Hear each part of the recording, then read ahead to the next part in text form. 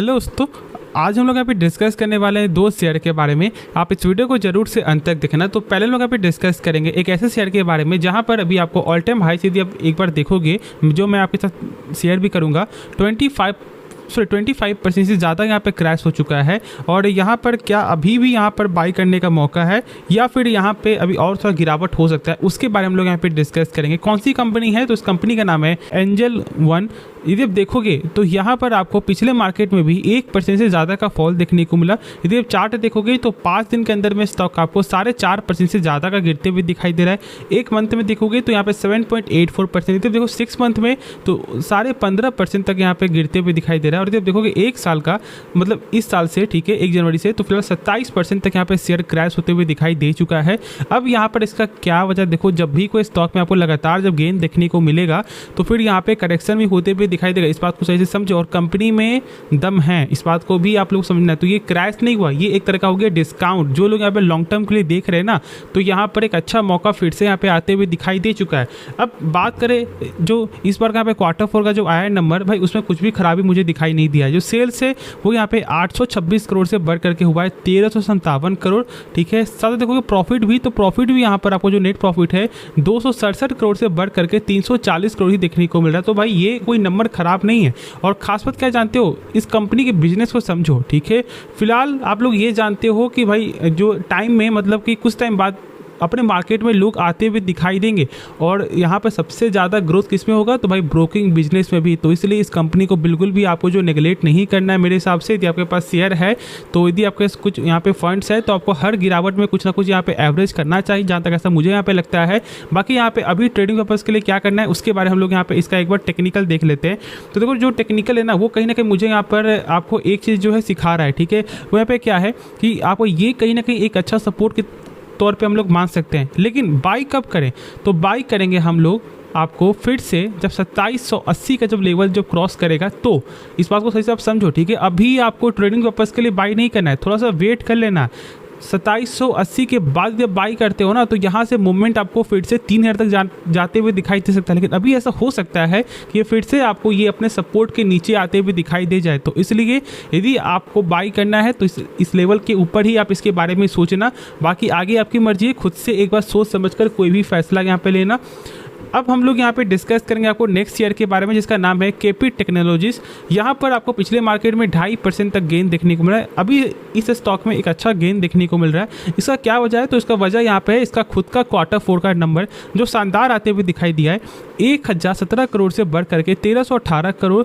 यदि आप देखोगे यहाँ पे प्रॉफिट का, तो प्रॉफिट भी यहाँ पर 112 करोड़ से बढ़ करके 166 करोड़। तो भाई मुझे तो यहाँ पे कहीं से भी खराबी दिखाई नहीं दे रहा है। खास बात क्या जानते हो कि भाई कंपनी का जो फंडामेंटल है वो भी यहाँ पे शानदार है। यदि आप देखोगे एक बार आपको ROC ROE, तो भाई दोनों ही 30% से ऊपर है। मतलब कि कंपनी अपने ऊपर जो भी पैसा लगा रहा है वो पैसा 30% से ग्रोथ कर रहा है। जो भी यहाँ पर इक्विटी के मतलब जो भी आपको रिटर्न मिल रहा है वो यहाँ पे 30% से ऊपर देखने को मिल रहा है। तो भाई यहाँ पे अब और क्या चाहिए, ठीक है। कोई भी कंपनी यदि आप यहाँ पे देखना चाहते हो कि वो सही है या फिर गलत है, तो कम से कम देखो 15% के ऊपर है या नहीं, ठीक है। और यदि बेस्ट कैटेगरी में यदि कोई कंपनी आ रही है तो यहाँ पे 20% के ऊपर ही होगा। और यहाँ पे तो आपको 30% से ऊपर देखने को मिलता है।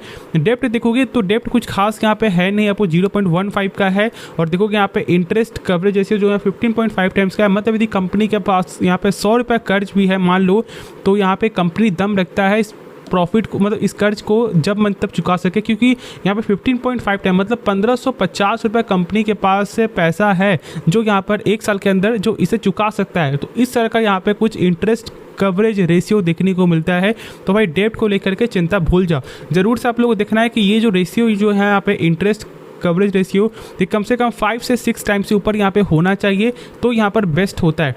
उसके बाद देखोगे इसका पेग रेशियो, तो भाई इतना ज़्यादा गेन होने के बाद जो है अब यहाँ पर एक से ऊपर बढ़ती हुई दिखाई दिया। मैंने इसके बारे में शुरू से शेयर किया हुआ है। और मैंने उस समय जब शेयर किया था जब यहाँ पर JP मॉर्गन ने ये बोला था कि स्टॉक 45% क्रैश होते हुए दिखाई देगा। मैंने उससे बोला था कि जो गिरावट हो रहा है ना, वो खुला यहाँ पे अपॉर्चुनिटी मिल रहा है। और आज आप देख सकते हो कि उस लेवल से कितना अच्छा यहाँ पे ग्रोथ करते हुए दिखाई दे चुका है। और ये आगे और भी ग्रोथ करते हुए दिखाई दे सकता है। लेकिन इसका टेक्निकल क्या बता रहा है, देखो टेक्निकली जब यहाँ पे एक चीज़ समझोगे तो हम लोग यहाँ पे ब्रेकआउट तो भाई दिखाई दे रहा है। यदि आप इस लेवल को देखोगे तो कहीं ना कहीं यहाँ पे ब्रेकआउट होते हुए दिखाई दे रहा है। और अब जो मूवमेंट बन रहा है वो कहाँ तक जाने का बन रहा है मूवमेंट, तो कम से कम नहीं भी तो भाई स्टॉक यहाँ से 1600 तक जरूर से जाते हुए दिखाई दे सकता है फॉर टेक्निकल पर्पस।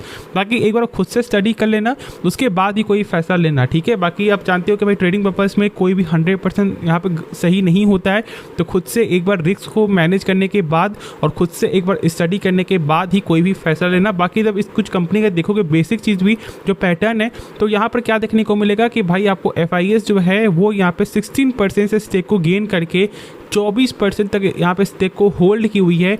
और डोमेस्टिक वाले जब देखोगे तो यहाँ पे 13.5 से ऑलमोस्ट यहाँ पे 14%। और जहाँ पे फिलहाल अभी आपको लगातार जो बेचते हुए जो दिखाई दे रही थी आपको डोमेस्टिक, वो इस बार आपको ऑलमोस्ट 2.5% तक यहाँ पे बाई करते हुए दिखाई दे रही है। तो इस बात को सही से समझो कि भाई शेयर को बिल्कुल भी सेल मत करो, क्योंकि आप लोग यहाँ पे सेल कर रहे हो। 28% से कम होकर 21% यहाँ पे हो चुका है। तो खुद से लॉजिक लगाओ कि जब आप लोग सेल कर रहे हो तो कोई यहाँ पे बड़ा पार्टी बाई कर रहा है, और ऐसा गलती मत क्या करो जब एक अच्छा प्रॉफिट क्रिएट हो सकता है। तो बाकी अब खुद से एक बार सोच समझ कर कोई भी फैसला लेना। तो होप आपको ये वीडियो पसंद आया होगा।